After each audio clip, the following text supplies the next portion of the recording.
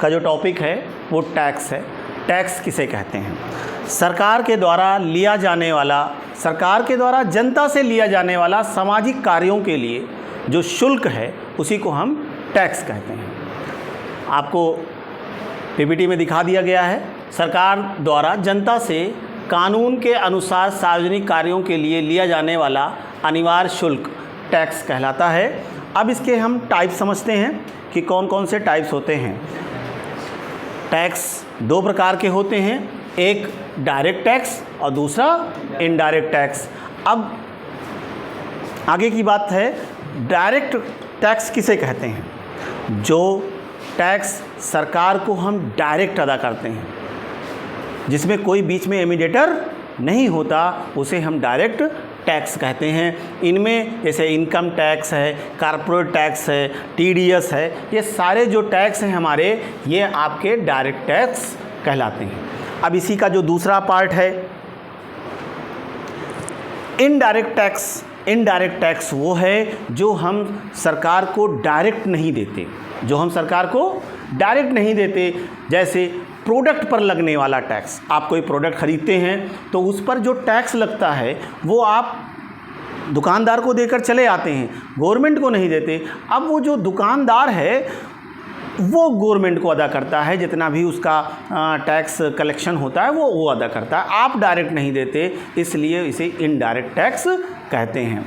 तो इसमें सबसे जो इम्पॉर्टेंट है इनडायरेक्ट टैक्स में जीएसटी जो लिया जाता है, आपसे जीएसटी लिया जाता है, जिसे गुड्स सर्विस टैक्स कहते हैं। एक एग्जाम्पल के तौर पर समझते हैं, जैसे किसी प्रोडक्ट की प्राइस 500 रुपये है, इस पर जो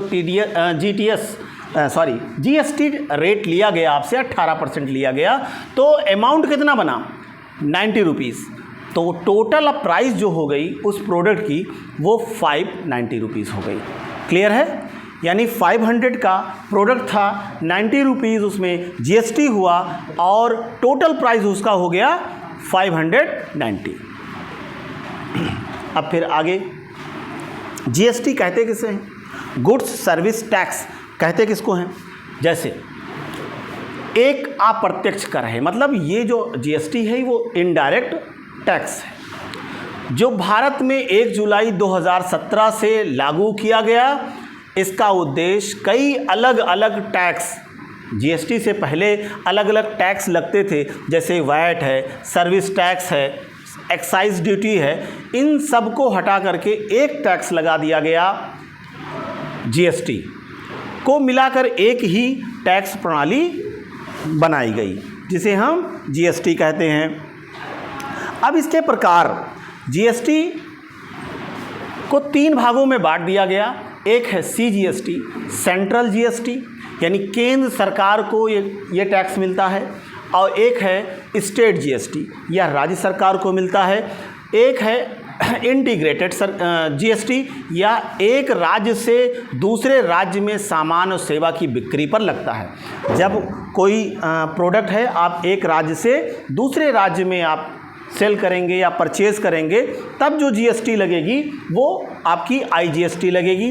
और जब एक ही प्रदेश में आप परचेज़ करेंगे, सेल करेंगे, यानी कस्टमर भी उसी प्रदेश का हो और सप्लायर भी उसी प्रदेश का हो, तब आपको सीजीएसटी और एसजीएसटी का यूज़ होगा।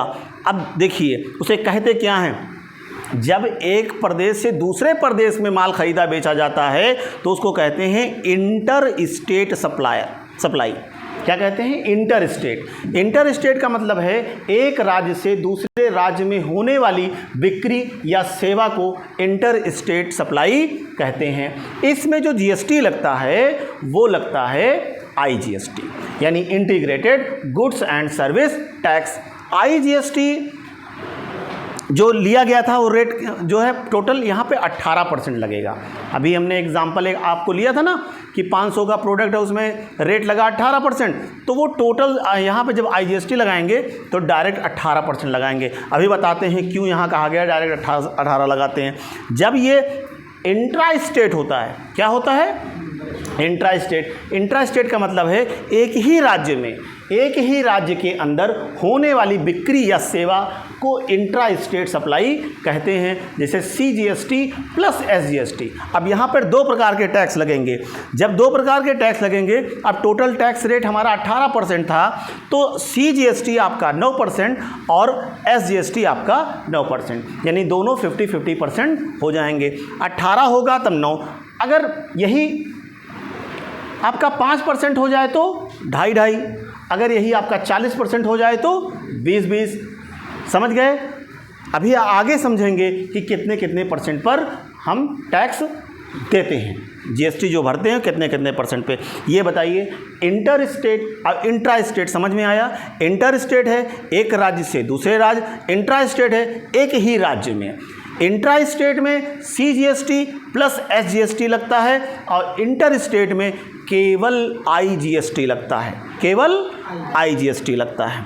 अब समझिए ये क्या है, union territory goods of service tax यानी UTGST क्या है।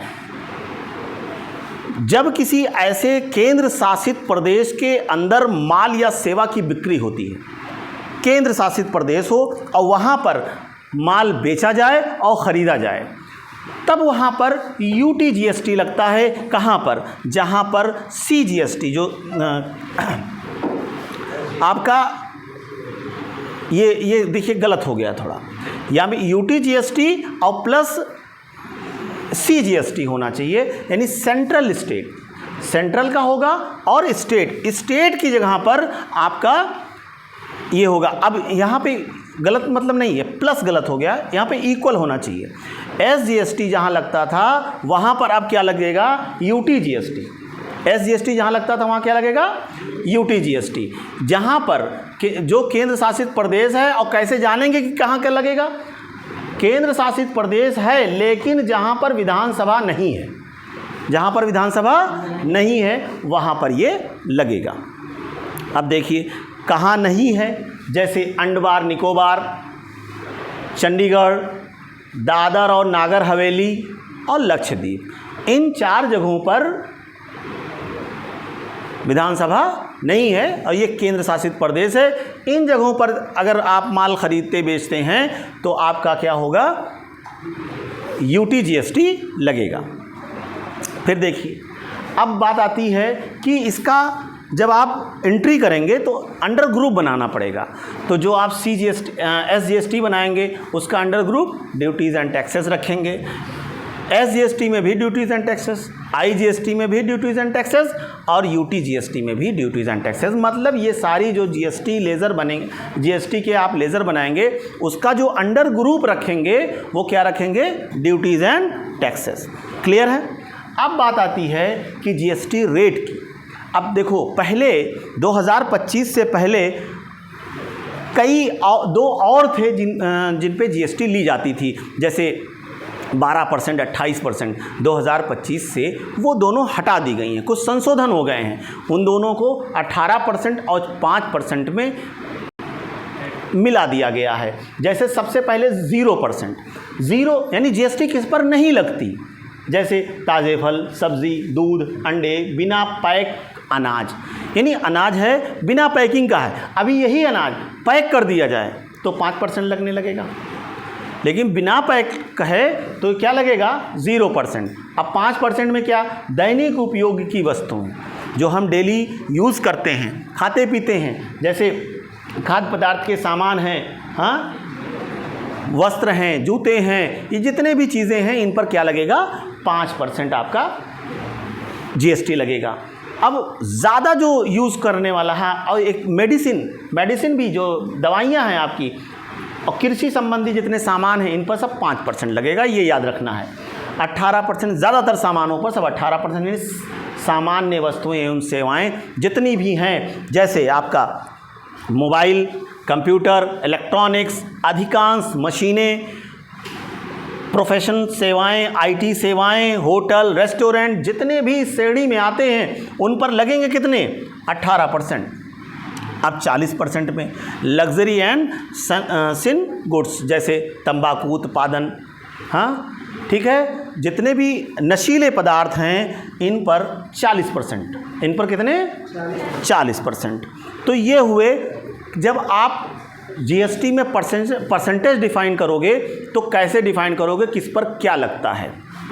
अब बात समझिए। अब बात आती है जीएसटी नंबर की। क्या बात आती है? GST number. जीएसटी नंबर कितने नंबर का होता है? 15। जीएसटी नंबर कितने अंकों का होता है? 15, जिनके माध्यम से जीएसटी विभाग किसी भी व्यवसाय की पहचान करता है। जैसे इससे पहले आपने पैन का पढ़ रखा था कि उसमें 10 डिजिट होते हैं, तो इसमें 15 डिजिट होते हैं। अब कैसे होते हैं समझिए। जैसे इसमें बात आती है कि फर्स्ट और सेकंड जो नंबर है वो आपका स्टेट कोड होता है। जीएसटी नंबर में ये जो मान लें जीएसटी नंबर है, तो जो फर्स्ट और सेकंड नंबर है ये आपका स्टेट कोड होता है। थर्ड से लेकर 12 तक, थर्ड से लेकर के 12 तक आपका पैन नंबर होता है। पैन नंबर आप पढ़ चुके हैं, तो वो बस बीच में जो होगा वो पैन नंबर, यानी जो कंपनी आपकी है, कंपनी उस कंपनी का पहले पैन बनेगा, पैन से फिर जीएसटी नंबर मिलेगा, तो वही नंबर बीच में आपका आ जाता है।